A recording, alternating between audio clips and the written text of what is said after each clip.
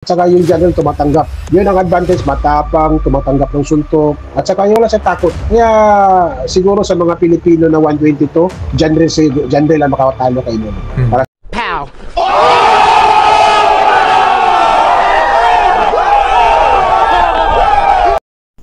Good morning mga idol! Kumusta po lahat? It's me, DJL Sports TV, nagbabalik mga idol. So, for today's video mga idol ay magre-react po tayo dito sa ating idol din natin ni Coach Franco Rolyoda, na kung saan mga idol na-interview po dito ang dating coach ni Cuadro Alas, General Casimero. So pag-usapan natin itong Cuadro Alas natin, no? Si Angas ng Pinas, General Casimero. So prangkahan pong sinabi ni Coach Nonoy Neri na talagang sinabi niya na si Cuadro Alas lang talaga ang makakatalo kay Naoya Inoue.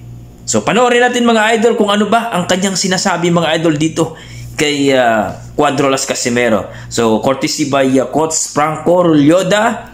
So hoping po ay mapagbigyan tayo, makapag-react sa kanilang video mga idol. Tara mga idol, panoorin natin at please huwag niyo kalimutan mag-like at subscribe po dito sa kanilang YouTube channel, Coach Franco Rolyoda. Tara mga idol. Red, down Tapales, lahat na lang talaga ngayon kinakasa na kay Casimero. So ikaw, Coach Nonoy, sa tingin mo ba may palagsi?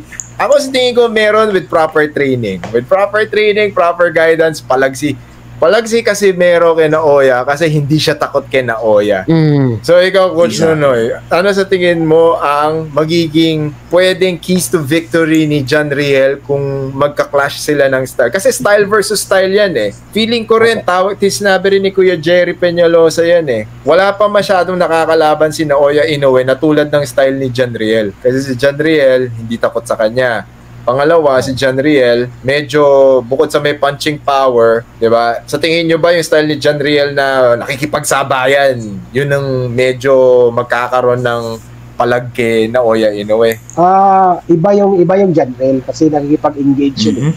Ang iniisip ni John Riel, wala nang bukas, suntukan na to. At saka yung general tumatanggap. Yun ang advantage, matapang, tumatanggap ng suntok. At saka yung nakipag-engage talaga, wala sa takot. Kaya siguro sa mga Pilipino na 122, general ang makakatalo kay Inoue. Para sa akin. Iba si general. Pag ikaw ba naman, wala kang takot. Yan yung sinasabi ko, pag hindi mo nire-respeto yung kalaban mo, talagang matatalo mo yan. Si general lang may ganun. Si general lang. Kasi so far, sana mangyari yan. Kasi hindi na bumabata si John Riel eh. John Riel is like, 35 na nga po.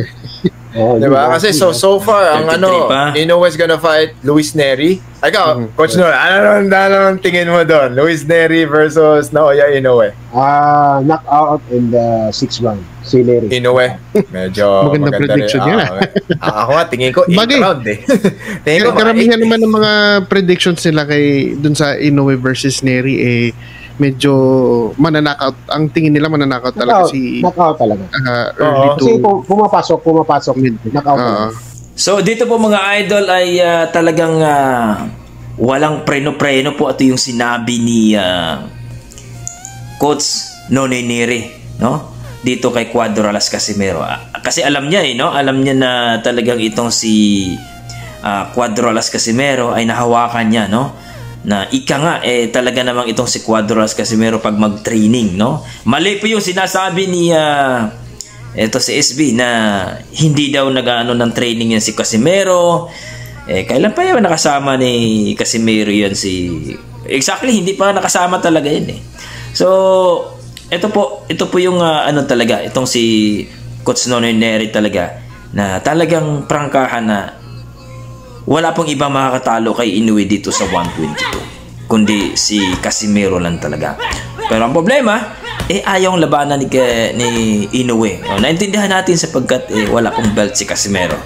Pero dito po malalaman natin mga idol kung mapapalaban si Alas dito sa eliminator bout, kung siya po ay mananalo at magiging number 1 sa WBO, dyan po natin malalaman kung may bayag ba talaga si Inoue na labanan niya. Kasi sabi niya 2024 gusto niyang labanan si Neri, Casimero. So dyan natin malalaman mga idol. Kasi si Akhmadaliev wala namang walang thrilling kung kung lalabanan niya si Ahmad Dalib, kasi alam naman natin tinalo yun ni Marlon Tapales eh. So dyan po mga idol, nagpapatunay po, no, isa sa mga dating coach ni Cuadro Alas, Janrel Casimero, nung nandun pa sa MP, nagpapatunay na iba talaga si Cuadro Alas Casimero. Talaga makipag-engage, hindi takot, ay talaga naman po nakikita naman natin yan. So sa training, grabe din mag-training yan si Cuadro Alas Casimero. Alam ni Coach Neri yan.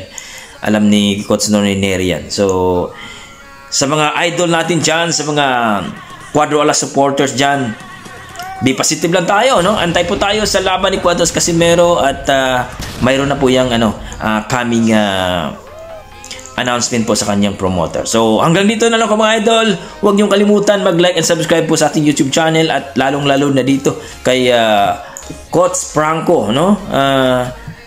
Please supportahan po ang kanyang YouTube channel. 7K na po sila ngayon mga idol. So maraming salamat mga idol at hanggang dito na ako. Basta Cuadro Alas Casimero po.